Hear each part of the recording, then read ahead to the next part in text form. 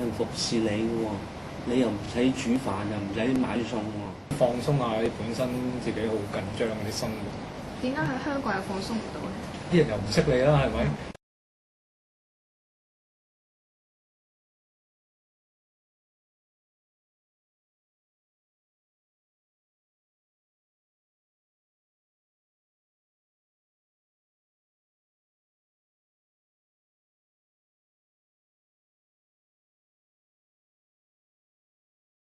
同人嘅關係冇咁複雜。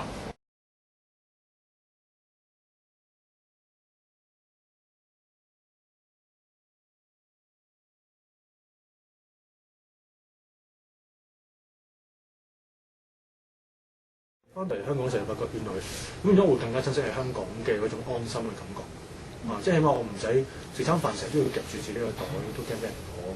知道自己嗰啲嘢都唔係最好，但又唔係最差。會知道自己嘅角色，知道香港嘅角色。你冇旅行淨係睇到個風景，去食嗰啲嘢，你做一個比較咁睇睇咧，你就會知道咧，我哋真係香港係個福地。